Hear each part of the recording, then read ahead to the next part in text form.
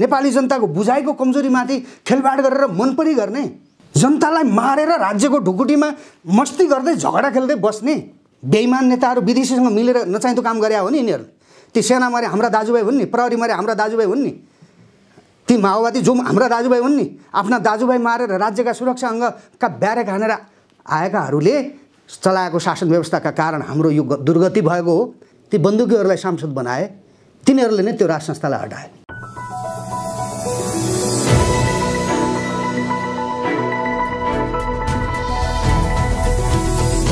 हिमाल online TV. यो राष्ट्रको जीवनमा यति ठुलो सङ्कट सायदै आएको थियो। अहिले चाहिँ राष्ट्रको जीवनमा गम्भीर प्रकारको सङ्कट आएको छ। राजनीतिक सङ्कट भन्नुहोस्, आर्थिक सङ्कट भन्नुहोस्, सामाजिक सङ्कट भन्नुहोस्, सांस्कृतिक सङ्कट भन्नुहोस्, यी हरेक प्रकारले नेपालीहरू ठुलो सङ्कटमा फँसेका छन्। कुनै पनि देशको शासन व्यवस्थाले अथवा शासकहरूले र शासन प्रशासनले आफ्नो देशको जनताको हितमा काम गर्नुपर्छ। आफ्नो देशको जनताको सुरक्षाको बारेमा ख्याल गर्नुपर्छ। आफ्नो देशको सार्वभौमसत्ता र भौगोलिक अखण्डताको बारेमा ख्याल गर्नुपर्छ। आफ्नो देशको जनता अन्यायमा परेको छ भने त्यो जनतालाई अन्यायमा पर्न दिनु हुँदैन भन्ने कुराको दायित्व राज्यले लिनुपर्छ।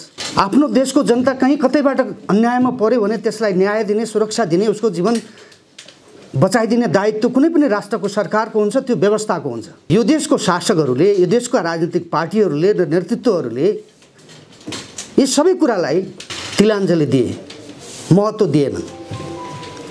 46 सालमा प्रजातन्त्र आइसकेको थियो। प्रजातन्त्रका विरुद्ध खसीको टाउको झुन्याएर कुकुरको मासु बेच्ने थलो हो भनेर प्रजातन्त्रका विरुद्ध हतियार उठाउने माओवादी नेतृत्वहरू अहिले सत्तामा छन्। उनीहरूसँग सम्झौता गरिएको छ। तत्कालीन राजा ज्ञानेन्द्र शाहले युद्ध चलिरहेका बेलामा उहाँले सत्ता लिनुभयो। एउटा राष्ट्र प्रमुखको नाताले उहाँले त्यो काम गर्नुभयो। 10 वर्षको युद्धमा भन्नुहोस् या त्यो 62-63 को आन्दोलनमा भन्नुहोस्, सङ्घीयताको कुरा, धर्मनिरपेक्षताको कुरा र राष्ट्र संस्थाको बहिर्गमनको कुरा थिएन। त्यो कहाँ कसरी कसले उठायो त्यो मुद्दा, कसले हाल्यो त्यो मुद्दा त भन्दाखेरि कुनै पनि राष्ट्रलाई समाप्त पार्ने हो भने त्यो राष्ट्रको संस्कृतिलाई समाप्त पार्नुपर्छ, त्यो राष्ट्रको धर्मलाई समाप्त पार्नुपर्छ, त्यो राष्ट्रका बलिया स्थायी संरचनाहरू, राजनीतिक संरचनाहरूलाई समाप्त पार्नुपर्छ। त्यही उद्देश्यका साथ राज संस्थाको अन्त्य गरियो। जुन राजाले म्याद सकिएका सांसदहरूलाई चाहिँ पुनर्बहाली गरे, जुन राजाले 83 जना बन्दुकीहरू जसले चाहिँ जनता मारिरहेका थिए ती बन्दुकीहरूलाई सांसद बनाए, तिनीहरूले नै त्यो राज संस्थालाई हटाए। निरङ्कुश राज संस्थाको राजतन्त्रको अन्त्यको कुरा थियो, संवैधानिक राज संस्थाको अन्त्यको कुरा थिएन। त्यहाँनिर यिनीहरूले बेइमानी गरे, राजनीतिक पार्टीहरूले। अहिले हामी यहाँ आइपुग्यौँ कि अब राष्ट्रको सार्वभौमसत्ता र भौगोलिक अखण्डताको रक्षा हुने कि नहुने, हामीले गर्न सक्ने कि नसक्ने। दिन दहाडे हाम्रो भूगोल मिचिएको छ। कुनै छिमेकी राष्ट्रको सेनाले चाहिँ धम्की दिन्छ, यो देशको सत्ता र यो व्यवस्था चाहिँ कुनै अर्कै राष्ट्रसँग जोडिएको छ र उसले उचालेको भरमा हाम्रा विरुद्ध काम गर्दैछ भन्छ खुल्लमखुल्ला। अनि त्यही राष्ट्रको चाहिँ गुप्तचर संस्थाको प्रमुखलाई हाम्रो देशको प्रधानमन्त्रीले सहजै भेट्नुहुन्छ। अनि जुन चाहिँ राष्ट्रको चाहिँ सेनापतिले चाहिँ हामीलाई हाम्रो भौगोलिक अखण्डता चाहिँ जबरजस्ती गरेर हाम्रो जमिन चाहिँ आफ्नो कब्जामा लिएर धम्की दिनुहुन्छ, त्यो राष्ट्रको सेनापतिलाई हामीले नतमस्तक भएर स्वागत गर्नुपर्ने बाध्यता आइलाग्छ। यो कल्पनाभन्दा बाहिरको कुरा हो। एउटा स्वाधीन, एउटा स्वतन्त्र राष्ट्र हुनुको नाताले त्यो सम्भव हुँदैन। यदि हाम्रा नेताहरू स्वाधीन थिए भने, यदि यो राजनीतिक व्यवस्था स्वाधीन थियो भने, यदि यो प्रजातान्त्रिक तरिकाले चलेको शासन व्यवस्था थियो र विदेशीहरू यी शासकहरूको पछाडि, यी राजनीतिक पार्टीहरूको पछाडि थिएनन् भने यो देश यति कमजोर हुँदैन थियो। उहाँहरूले गरेका क्रान्ति, उहाँहरूले गरेका सङ्घर्ष, उहाँहरूले गरेका आन्दोलन, उहाँहरूका कारण नेपाली जनताले गरेको बलिदानलाई अपमान गर्न खोजिराखेका छैन। हामी प्रजातन्त्रको विरोध गरिराखेका छैनौँ, हामीले भनिराखेका के हो भने संवैधानिक राष्ट्र संस्था र बहुदलीय प्रजातन्त्र चाहिन्छ। त्यो नै बटम लाइन हो यो राष्ट्रको। आजको जनतालाई कुनै निरङ्कुश शासकले चाहिँ लिड गर्न सक्दैन, नेतृत्व दिन सक्दैन। जनता त्यति सशक्त भइसकेको छ। हामीले उत्पादन गर्न नसके पनि विश्वले उत्पादन गरेका टेक्नोलोजीलाई नेपालीहरूले उपभोग गर्न सक्ने भएका छन्। यो चेतना, यो ज्ञान, यो असीमित छ। यो मौका कसैले खोज्न सक्दैन। हामीले संवैधानिक राष्ट्र संस्था र बहुदलीय प्रजातन्त्रमा जाउँ भन्यौँ। हामीले के भन्यौँ भने कुनै पनि राष्ट्रको धर्म हुन्छ। अमेरिकामा क्रिस्चियनहरू बाइबल समातेर कसम खान्छन्, शपथ लिन्छन् उनीहरूले। बुद्धिस्ट राज्यहरू छन् जहाँ बुद्ध नेपालमा जन्मेका थिए। यो हिन्दू राष्ट्र हुँदा बिग्रिएको चाहिँ के थियो? कुन चाहिँ धर्मावलम्बीलाई हिन्दू राष्ट्र हुँदा अप्ठ्यारो परेको थियो र कसलाई सुरक्षा दिएको थिएन यो राज्यले? पञ्चायतकालमा पनि यहाँ क्रिस्चियन साथीहरू थिए। धर्म जसले जे लिए पनि कसलाई के गर्दा शान्ति हुन्छ त्यो गर्न पाउने जनताको अधिकार हो। यसप्रति पनि हाम्रो कुनै चिन्ताको कुरा होइन। यो हिन्दू राष्ट्र स्थापना गर भन्यौँ हामीले। अर्को चाहिँ के भन्यौँ भने यो एकीकृत राष्ट्रलाई खण्डित गर्ने गरिकन सङ्घीयतामा चाहिँ मुलुकमा लगिएको छ। यो सङ्घीयतालाई खारेज गर भन्यौँ हामीले।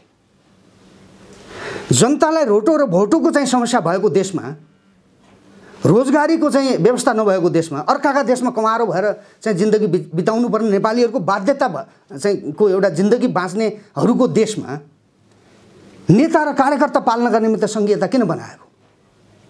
अरूसँग विदेशीसँग ऋण गरेर चलाउनु पर्ने सङ्घीयता किन चाहियो? यो सङ्घीयतालाई खारेज गर भन्यौँ हामीले। यो हामीले मात्र भनेको कुरा होइन, यो नेपाली जनताले भनेको कुरा हो। यदि कसैले आफूलाई लोकतन्त्रवादी हुँ भन्छ, त्यसको दुहाई दिन्छ भने, यदि हामी जनताप्रति उत्तरदायी शासन व्यवस्था हामीले बाहेक दुनियाँमा कसैले पनि चलाएको छैन भनेर दाबी गर्छ भने यी जनताको आवाजलाई सुन्नु पर्यो उनीहरूले। आज देशव्यापी रूपमा राष्ट्र संस्थाका बारेमा नेपाली जनताहरू स्वयं राजा पाल्नुभन्दा राष्ट्र संस्थामा फर्किनुपर्छ भनेर लाखौँ मान्छेहरू देशव्यापी रूपमा आन्दोलित भइरहेका छन्। के हो लोकतन्त्र भने? प्रजातन्त्र भने के? विदेशीसँग मिलेर नचाहिँदो काम गर्ने राजनीतिक दलका नेताहरू, म सबै नेताहरूलाई भनिराखेका छैन, देशभक्त नेताहरू हुनुहुन्छ हरेक पार्टीभित्र, जसले यो देशलाई बलियो बनाउनका निमित्त हिजो बन्दुक बोके ती युवा साथीहरूलाई भनिराखेका छैनौँ हामीले, ती नेताहरूलाई भनिराखेका छैनौँ हामीले भनिराखेका छौँ। कसलाई त भन्दा जसले विदेशी खुफिया एजेन्सीहरूसँग मिलेर यो देशमा युद्ध गरे, प्रजातन्त्रका विरुद्धमा काम गरे, तिनीहरूलाई भनिराखेका छौँ हामी। त्यसो भएको हुनाले हामी राष्ट्रिय शक्ति अभियानका माध्यमद्वारा भोलि 11:30 बजे माइतीघर मण्डलामा जम्मा हुन्छौँ। यो उपत्यकाव्यापी हाम्रो कार्यक्रम हो। बाहिरका साथीहरूलाई हामीले अहिले बोलाएका छैनौँ। हाम्रा 41-42वटा जिल्लामा राष्ट्रिय शक्ति अभियानका चाहिँ सङ्गठनहरू, त्यहाँ संरचनाहरू निर्माण भएका छन्। राष्ट्रिय शक्ति अभियान भनेको यो देशमा, यो देशको हितमा काम गर्न चाहनेहरूको शक्ति चाहिँ निर्माण गर्ने हाम्रो तयारी हो। त्यो कोही पनि कुनै पनि राजनीतिक विचारको होस्, कुनै पनि चाहिँ सिद्धान्तको चाहिँ नेपाली होस्, त्यसले पहिला यो देश बचाउँ, त्यसपछि हामी राजनीतिक व्यवस्था अथवा राजनीतिक सभ्यता, राजनीतिक संस्कार, शासन व्यवस्था कस्तो अवलम्बन गर्ने त्यति बेला गरौँला। कि आज सङ्कटमा छ, अहिले देश यति ठुलो अप्ठ्यारोमा परेको बेलामा, नेपाली जनता रोगले, भोगले, शोकले मरिरहेको बेलामा सत्तासीन पार्टीकै दुईटा अध्यक्षको झगडा चलिराखेको छ र त्यसमा पक्ष र विपक्षहरू पनि देखिन्छन्। योभन्दा ठुलो लज्जास्पद व्यवस्था, योभन्दा ठुलो घिनलाग्दो चाहिँ नेताहरूको चरित्र अरू के हेर्नु बाँकी छ हामीले? संसदीय व्यवस्थाका विरुद्ध हतियार उठाएका बाबुराम र प्रचण्डजीहरू कहाँ के गर्दै हुनुहुन्छ उहाँहरू? यो हदसम्म नेपाली जनतालाई ढाँट्ने, यो हदसम्म नेपाली जनताको कमजोरी, नेपाली जनताको बुझाइको कमजोरीमाथि खेलबाड गरेर मनपरी गर्ने, जनतालाई मारेर राज्यको ढुकुटीमा मस्ती गर्दै झगडा खेल्दै बस्ने, आफू पनि झगडा गरी बस्ने, विदेशीसँग पनि झगडा खेल्ने, अनि आफ्नो देशका अन्जान दाजुभाइहरूलाई कसैलाई यो जाति, कसैलाई त्यो जाति, कसैलाई यो धर्म, कसैलाई त्यो धर्म असङ्गठित गरेर कित्ता कित्तामा जनतालाई उभ्याएर लडाउने, यो के व्यवस्था हो र? यो कसले नेतृत्व गरिरहेको छ यो व्यवस्थाको? राष्ट्रिय शक्ति अभियानले यो प्रश्न आम नेपाली जनताले गरोस्, यो देशका नेताहरूलाई, यो देशका गैर जिम्मेवार शासकहरूलाई भन्नका निमित्त हामी भोलि 11:30 बजे त्यहाँ जम्मा हुन्छौँ शान्ति बाटिकामा। त्यसपछि त्यहाँबाट बानेश्वरमा गएर हामीले सभा गर्छौँ। त्यो सभामा विपिन कोइराला हुनुहुन्छ नेपाली काङ्ग्रेसको नेता, उहाँलाई पनि बोलाएका छौँ, उहाँले बोल्नुहुनेछ। राष्ट्रिय शक्ति अभियानको हाम्रा केन्द्रीय अध्यक्ष आदरणीय केशरबहादुर विष्टले बोल्नुहुन्छ। जलस्रोत विज्ञको रूपमा परिचित एकजना दीपक ग्यावाली भन्ने, उहाँ पहिला मन्त्री पनि भइसक्नु भएको व्यक्ति हो, उहाँले पनि बोल्नुहुन्छ। त्यसै गरी वरिष्ठ पत्रकार हुनुहुन्छ, हाम्रो राष्ट्रिय शक्ति अभियानको सल्लाहकार हो आदित्यमान श्रेष्ठ, उहाँ 84 वर्षको उमेर भइसक्यो, उहाँले पनि यो जीवनको अन्त्य हुने बेलामा म मेरो कुरा केही भन्छु भन्नुभयो, उहाँले पनि बोल्नुहुनेछ। त्यस्तै अरू साथीहरूले पनि आफ्ना विचारहरू राख्नेछन्। राष्ट्रिय शक्ति अभियानको मूलतः उद्देश्य चाहिँ के हो भने यो देश बचाउनका निमित्त र प्रजातन्त्रलाई संस्थागत गर्नका निमित्त, राष्ट्रिय एकतालाई बलियो बनाउनका निमित्त र हाम्रा सामाजिक सद्भाव र नेपालीको बीचको एकतालाई कायम राख्नका निमित्त र विदेशीहरूबाट हुन सक्ने सम्भावित कुनै पनि प्रकारको हमला र हस्तक्षेपबाटै मुलुकलाई जोगाउनका निमित्त नेपालीहरूलाई एक ठाउँमा उभिनका निमित्त अपिल गर्न खोजे हामीले यहाँ कुनै निरङ्कुश तानाशाह जन्माएर यहाँ कुनै अर्को बबन्डर गर्न खोजेको होइन। यो काम जसले गर्नुपर्ने थियो राजनीतिक पार्टीका नेताहरूले, उहाँहरूले यो काम गरिराख्नु भएको छैन। उहाँहरूको धन्दा अर्कै छ।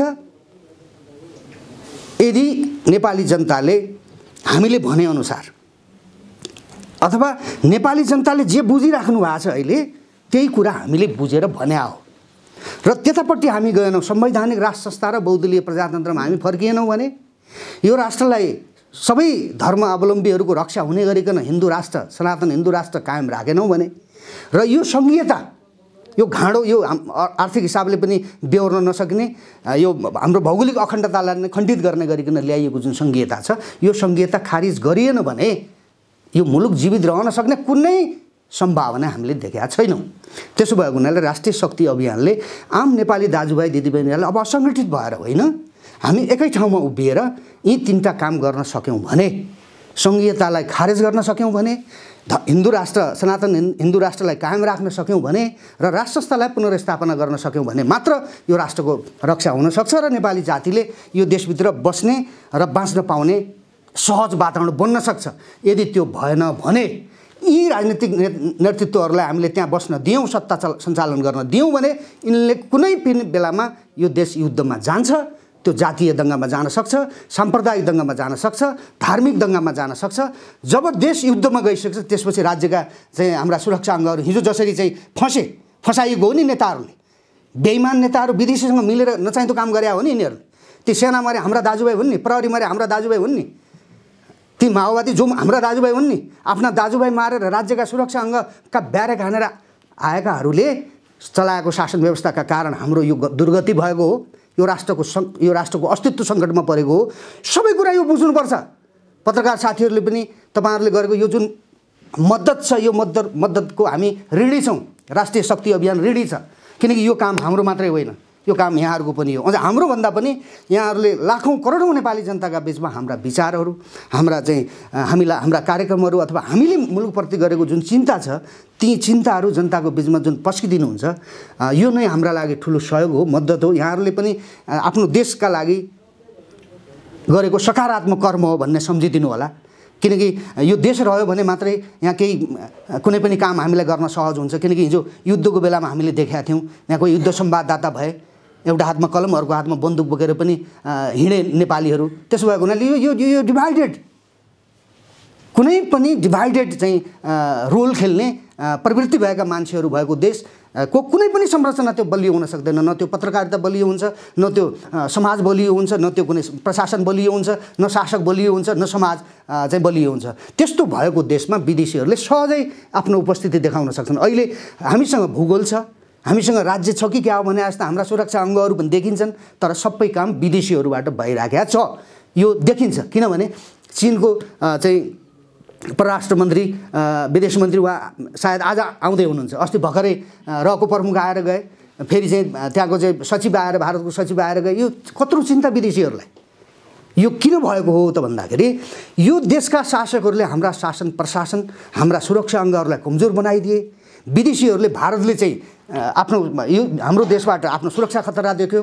चीनले पनि यही भूगोलबाट यही नेपालबाट आफ्नो देशप्रतिको खतरा देख्यो। त्यसो भएको हुनाले उनीहरू तारन्तार यिनीहरू आइरहेका छन् विदेशीहरू। त्यसो भएको हुनाले यहाँ बलियो सत्ता चाहिन्छ, बलियो व्यवस्था चाहिन्छ, बलियो सरकार चाहिन्छ र बलिया आम नेपाली नागरिकहरू चाहिन्छन्, बलिया पत्रकारहरू चाहिन्छन्। अनि मात्र विदेशीहरूले आफूलाई ठेगानमा राख्छन्, अन्यथा विदेशीहरूले यो मनपरी गर्छन्। त्यसो भएको हुनाले आज यही कुरा यहाँहरूका बिचमा भन्नका निमित्त यो पत्रकार सम्मेलनको आयोजना हामीले गरेका हौँ।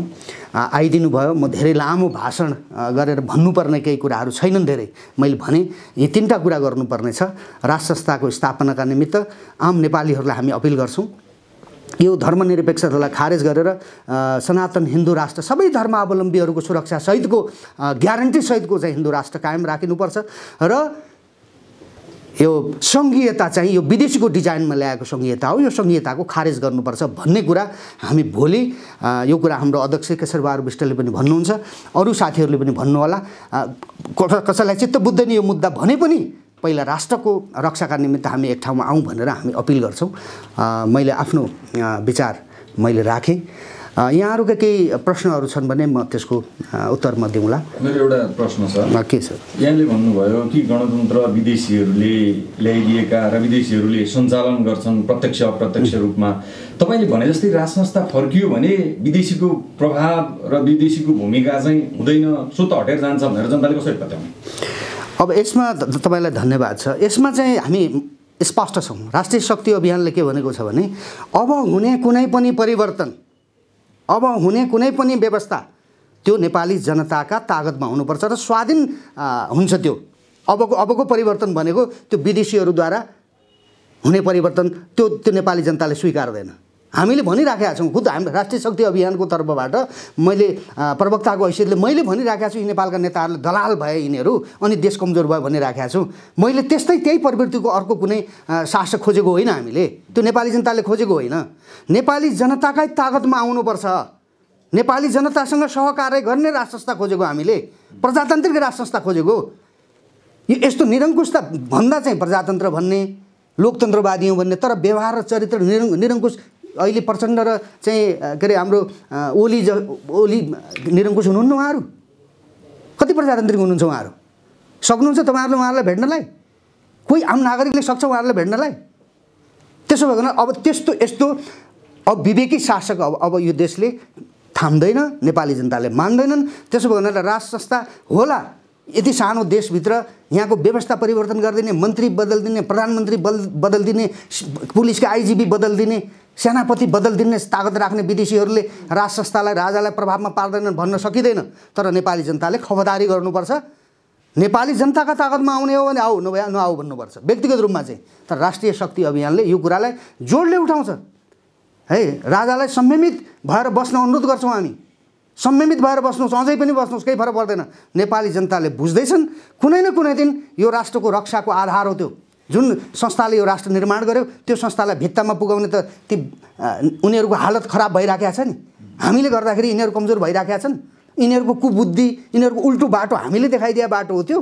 त्यसो भएको हुनाले अबको राज संस्था भनेको नेपाली जनताका तागतमा आउँछ, आउनुपर्छ। यसको अर्थ विदेशीबाट पृथक भएर जान्छु भन्ने होइन। कुनै पनि छिमेकी राष्ट्रसँग राज संस्थाले आफ्नो कुरा राख्नुपर्ने अथवा अरूका कुरा सुन्नुपर्ने होला, त्यो त हुने नै भयो। तर विदेशीको आशीर्वादको राज संस्था हामी कल्पना गर्दैनौँ।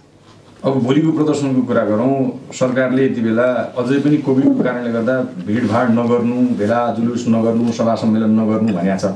तपाईँहरूले राष्ट्रिय शक्तिले शक्ति देखाउने भनेर भनेको छ। त्यहाँनिर राज्यबाट हुन सक्ने अवरोधको सामना गर्न, प्रतिकार गर्न तपाईँहरू तयार हुनुहुन्छ? यो चाहिँ महत्त्वपूर्ण प्रश्न हो। हामीले यो विषयमा छलफल गरेका छौँ। राष्ट्रिय शक्ति अभियानको हाम्रो केन्द्रीय मिटिङमा हामीले छलफल गरेका छौँ। हामीले मास्कको व्यवस्था गरेका छौँ, सामाजिक दूरीलाई हामीले कायम राख्छौँ, सेनिटाइजरको व्यवस्था गरेका छौँ।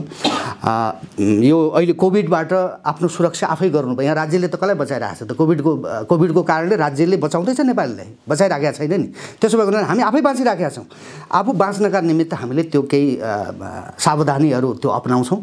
मुठभेडमा जान चाहेको होइन हामीले। हामी राज्यका सुरक्षा अङ्गहरूलाई अपिल गर्छौँ, अनुरोध गर्छौँ। यो कुनै मुठभेडको कुरा होइन। हामी कसैलाई लड्न सडकमा जाने होइन। लड्नेहरू त लडाए त, कहाँ लडे, आफू पनि लडे, देश पनि लडाए। त्यसो भएन त्यस्तो अविवेकी काम हामीबाट हुँदैन। हामी राज्यका सुरक्षा अङ्गहरूलाई पनि यहाँहरूका सञ्चार माध्यम मार्फत हामी अपिल गर्छौँ, हात जोड्छौँ। हामी तपाईँहरूलाई युद्धमा नफसाउनका निमित्त सडकमा आएको हो, हामीलाई मद्दत गर्नुहोस् भन्छौँ। हामी सेनालाई त्यही भन्छौँ, प्रहरीलाई त्यही भन्छौँ, हाम्रो राष्ट्रिय अनुसन्धानका साथीहरूलाई त्यही भन्छौँ है। सबै जो हाम्रा सुरक्षा अङ्गहरू छन्, जबसम्म हामीले यी हाम्रा सुरक्षा अङ्गहरूको शिर ठाडो गरेर बाटोमा उभ्याउन सक्दैनौँ नि, बन्दुक दिएर हातमा चाहिँ सिमानामा उभ्याउन सक्दैनौँ नि, अथवा कुनै एउटा सरकारी कार्यालयका अगाडि उभिन सिकाउँदैनौँ नि आत्मसम्मानका साथ, गौरवका साथ, तबसम्म यो देशको सुरक्षा हुँदैन। त्यसो भए उनीहरू सुरक्षा अङ्गलाई कमजोर बनाउने काम हामीबाट हुँदैन। हामी त्यो भिड्ने, त्यहाँ चाहिँ जुझ्न जाने होइन। तर राज्य सत्ता र व्यवस्था सञ्चालन गर्नेहरू अविवेकी छन्, यिनीहरू डराएका छन्। त्यसो भए यिनीहरूले चाहिँ दमन गर्न खोज्यो भने त्यो जनताले स्वतः प्रतिकार गर्छ। के हुन्छ त्यो हामीले जिम्मा लिने होइन, त्यो राज्यले लिनुपर्छ, हामीले लिनु पर्दैन। त्यो हामी त्यो छैनौँ, हामी त्यो गर्दैनौँ। भोलिको आन्दोलन सुरुवाती आन्दोलन हो कि यो निरन्तर जान्छ भोलिदेखि कन्टिन्यू? यो अहिले चाहिँ हाम्रो यो उपत्यका व्यापी हो। यसलाई चाहिँ हामीले भन्यौँ नि 3टा कुरा। राष्ट्रस्थायी स्थापना नहुँदासम्म, यो हिन्दू राष्ट्र कायम नगरिदासम्म र यो सङ्घीयता खारेज नगरिदासम्म हाम्रो आन्दोलन निरन्तर जारी रहन्छ। राजधानीमा मात्रै अथवा देश? हामी देशव्यापी रूपमा जान्छौँ। 42-43वटा हाम्रा जिल्ला सङ्गठनहरू तयार भएका छन्। धेरै जिल्लामा बोलाइएको छ हामीलाई। अब यो पहिलोपल्ट यहाँ सकाउँ, त्यसपछि हामी बाहिर जान्छौँ। मेरो अन्तिम जिज्ञासा, राष्ट्रिय शक्तिले राजावादी, राष्ट्रवादी सम्पूर्ण शक्तिहरूलाई एकताबद्ध गर्नुको लागि चाहिँ के प्रयास गरेको छ? अब यसका लागि चाहिँ अहिले यो पहिलोपटक हाम्रो सडकमा हाम्रो उपस्थिति हुँदैछ। हामी सडकबाटै भन्छौँ यो देश बचाउनका निमित्त राजावादी, माओवादी, प्रजातन्त्रवादी, समाजवादी, मधेसवादी यो खालि वायात कुरा हो। पहिला सबै राष्ट्रवादी हुनु पर्यो, सबै एक ठाउँमा आउनु पर्यो। यो देश सबैको साझा हो। दुःख आउने पनि सबैलाई समान ढङ्गले आउनेवाला छन्। भोलि समाधान खोज्नका निमित्त पनि सबैले सामूहिक रूपमा विवेक प्रयोग गरौँ, सबै एक ठाउँमा आउँ। कसको शक्ति कति छ त्यो कुरा अलग अलग भएर देखाएर अब कुनै अर्थ छैन। मैले जान्न खोजेको चाहिँ राजाको नाममा जति पनि व्यक्तिहरूले दोकान थापिराखेका छन् नि, त्यो दोकानका मालिकहरू सबै आउँछन् कि आउँदैनन् भन्नु? अब त्यो जसले त्यसरी चाहिँ आफूलाई राखेका छन्, ती संस्थाहरू, ती व्यक्तिहरू, तिनीहरूलाई हामीले पनि अपिल गरेका छौँ, तपाईँहरूसँगै आउनुहोस् हामीसँग भनेका छौँ। हामी यदि हामी कसैसँग मिल्न जानुपर्ने भने हामी जान तयार छौँ। तर यो 3टा कुरा हुनु पर्यो। सङ्घीयताको खारेजीको विषयमा एक हुनु पर्यो, राष्ट्रसंस्था स्थापनाको सवालमा एक हुनु पर्यो, र यो हिन्दू राष्ट्र, सनातन हिन्दू राष्ट्र, सबै धर्मावलम्बीहरूको रक्षा गर्ने गरिकन हिन्दू राष्ट्र कायम गर्ने सवालमा चाहिँ एक हुने हो भने हामी पनि पछि हिँडिदिन्छौँ। राष्ट्रिय शक्ति अरूको पछि नजाने भन्ने होइन, हामी पनि गइदिन्छौँ है। तर अब अलग अलग बाटोमा जानु हुँदैन। अब एकपटकलाई हामी हेरौँ, त्यसपछि हामी फेरि अरू यी अभियानहरू, अरू साथीहरूसँग राष्ट्रसंस्थाका पक्षधर, प्रजातन्त्रका पक्षधर र यो राष्ट्र हिन्दू राष्ट्र चाहिँ हुनै पर्ने थियो भन्ने गल्ती भयो भनेर नेपाली काङ्ग्रेस पार्टीले नै आत्मआलोचना गरेको स्थिति छ। हामी सबैसँग सँगै जाने हो। यहाँ कसको हैसियत के अहिले है? जब देशको अस्तित्वमाथि प्रश्न चिन्ह लागिसकेपछि, नेपाली जातिको चाहिँ जीवन सुरक्षित हुने कि नहुने भन्ने स्थिति आइसकेपछि अब कसका हैसियत के? पहिला मुलुक बचाउँ, त्यसपछि कसका हैसियत के हुन्, कसका बुद्धि कति छन्, त्यो अनुसारले काम गरौँला। त्यसो भएर हामी एक्लै हिँड्न चाहेको होइन, सबैलाई सँगै लिएर जान्छौँ।